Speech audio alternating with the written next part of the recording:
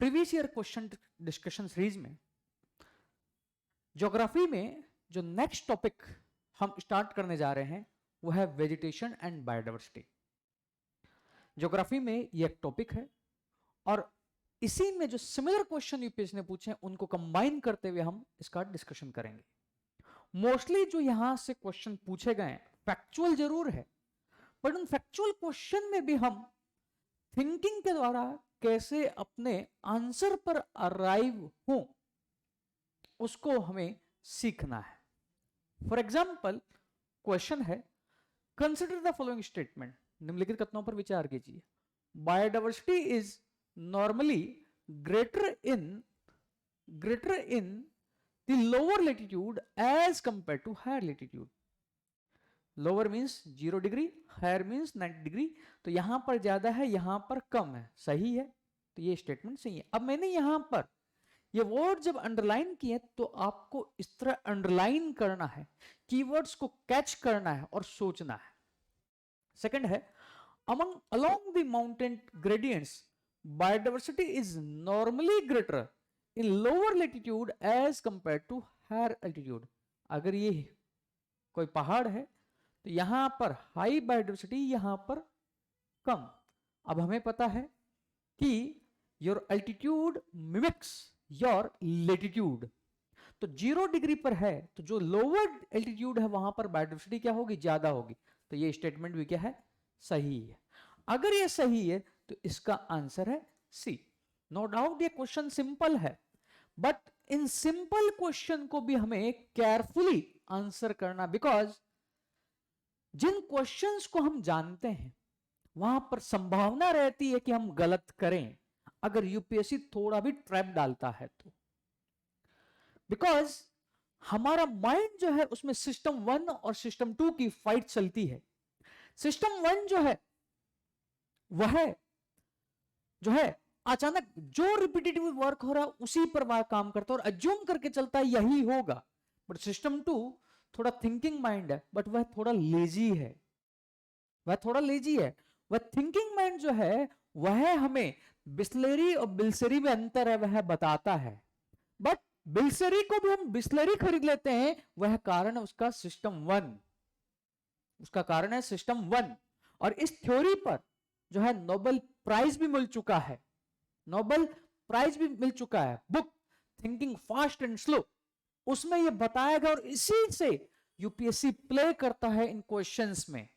यहां तो कोई इंटरप्रिटेशन का इश्यू नहीं है, बट हमें ध्यान रखना है कि इस तरह की गलती ना हो। Second question,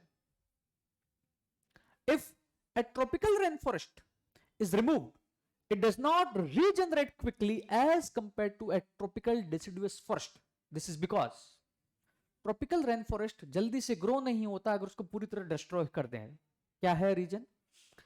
The soil of rainforest is deficient in nutrients, यहां पर पोषक तत्वों की कमी है।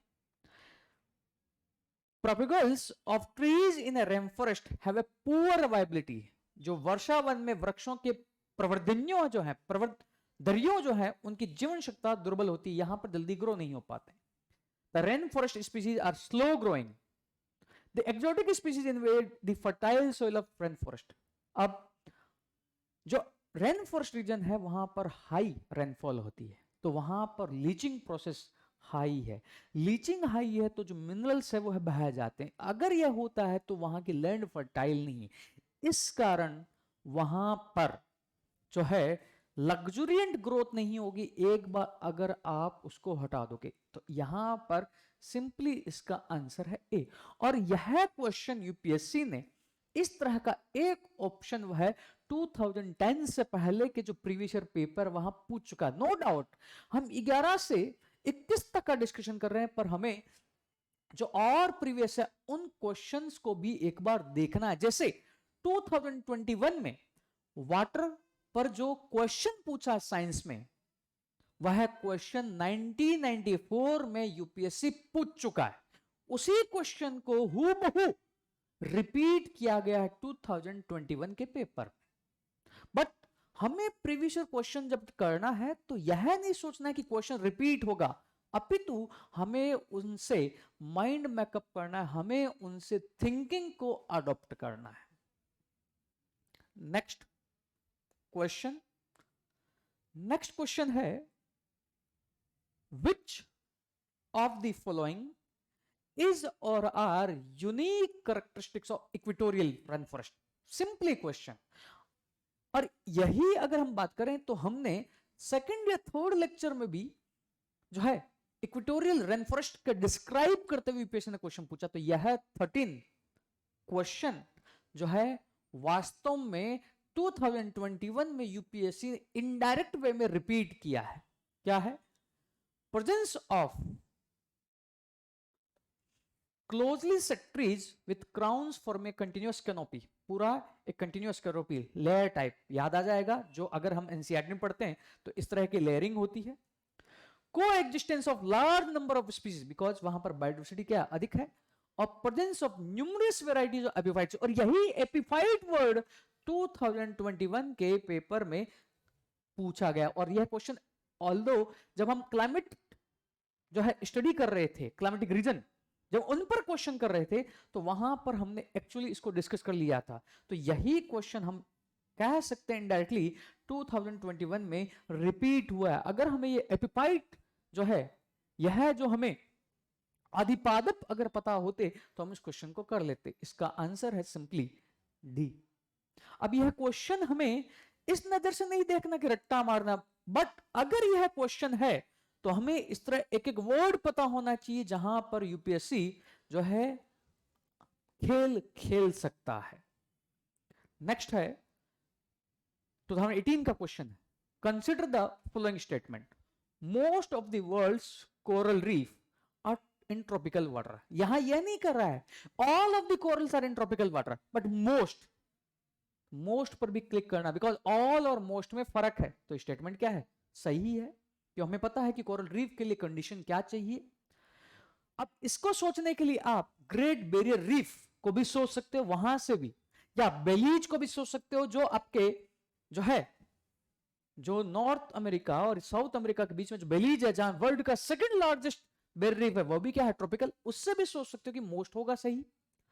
मोर than 1/3 of the world's coral reef are located in the territories of Australia, Indonesia and Philippines। अब यहां पर तुम कहोगे डाटा, इस पर क्वेश्चन मार्क, एक बार चलो लीव कर देते हैं। तो अगर 1 सही है तो आंसर ये होगा, ये नहीं होगा, ये होगा और ये होगा। अभी 2 का हमें डाउट है। Coral reef host far more number of animal phyla than those hosted by tropical rainforest। अब coral reefs are rainforest of the ocean, और कोरल रीफ्स में बहुत अधिक डाइवर्सिटी है। यह हम जब कोरल रीफ्स पढ़ते हैं तो यहां स्टेटमेंट आता, तो यह भी सही है। अगर यह सही है तो आंसर सी होगा, डी होगा। बट यहां पर यह जो ऑप्शन है, अगर आपको नहीं पता है तो आप इस क्वेश्चन को लीव करोगे, बट 1/3 जो है वह सही है। और एक्चुअल में ऐसा जब आता है तो वहां पर आपको एक्चुअल में रिस्क लेनी होती है। अब उसी रिस्क को आपको कैलकुलेट करना है कि वह रिस्क की 100% प्रोबेबिलिटी कहां है, ज्योग्राफी में है आपके लिए, कि एनवायरमेंट में है, कि हिस्ट्री में है, कहां पर। तो उसी अकॉर्डिंग एग्जाम में रिस्क लेना। बिकॉज कई बार कैंडिडेट्स आते हैं, वो कहते हैं कि सर नेगेटिव बहुत ज्यादा हो गए। अब नेगेटिव बहुत ज्यादा हो गए तो पहले अपने आप को आपने एनालाइज नहीं किया किस सब्जेक्ट में ज्यादा रिस्क लेना है। इस तरह आप जब एनालाइज करोगे तब आपको पता लगेगा कि आपको रिस्क कहां लेना है। और एक्चुअल में यही आप जब टेस्ट सीरीज करते हो तो टेस्ट सीरीज में इसी तरह एनालिसिस आपको जो है करना है।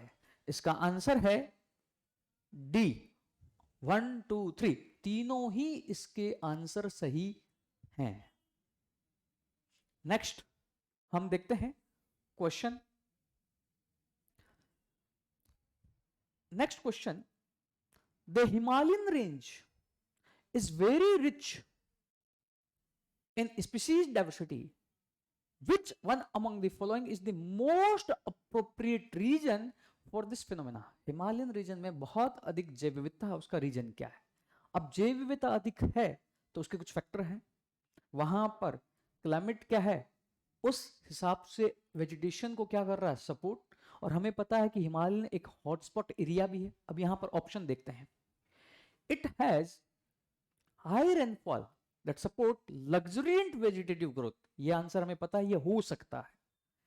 It is confluence of different biogeographical zones, यह डिफरेंट बायोजियोग्राफिक जोन का क्या है, कॉन्फ्लुएंस है। Exotic and invasive species have not been introduced in this region, इस रीजन में इन्वेजिव स्पीसीज इंट्रोड्यूस ही नहीं किए गए हैं। It has less human interference, तो यह तो हम कट कर सकते हैं कि ऐसा तो नहीं कि लेस इंटरफेरेंस है, और ऐसा है नहीं कि यहां पर IAS invasive alien species introduce ही ना हुए हो। अब यहां पर ये देखना है, very rich in species diversity. It has a high rainfall that supports luxuriant vegetative growth, and it is a confluence of different biogeographical zones. अब यहां पर आपको कंफ्यूजन होगा, आंसर ए होगा कि आंसर बी होगा, ए होगा कि बी होगा, बिकॉज डिफरेंट बायोजियोग्राफिकल जोन का अगर अमलगमेशन है तो वहां पर आपको विभिन्न उन बायोजियोग्राफिकल जोन्स की जो वेजिटेटिव कवर है, जो फोना है, वहां पर मिलेगा। बट वह फोना भी जो है इसलिए होगा क्योंकि वहां पर सफिशिएंट रेनफॉल होनी चाहिए, बट सफिशिएंट रेनफॉल के साथ साथ सुटेबल क्लाइमेट भी तो होना चाहिए। अब यहां पर आपको कंफ्यूजन होगा कि आंसर ए होगा कि बी होगा, और यह एग्जाम सिचुएशन में डेफिनेटली जो है आपको कंफ्यूजन होगा। तो यहां पर यह फिर क्वेश्चन प्रोबेबिलिटी का है कि ए मारे कि बी मारे, ए मारे कि मारे बी मारे, इसका आंसर है बी। तो इस तरह हमें जो क्वेश्चन करना, हम नेक्स्ट वीडियो में और जो डिस्कशन है उसको लेके प्रस्तुत होंगे। तब तक के लिए थैंक यू।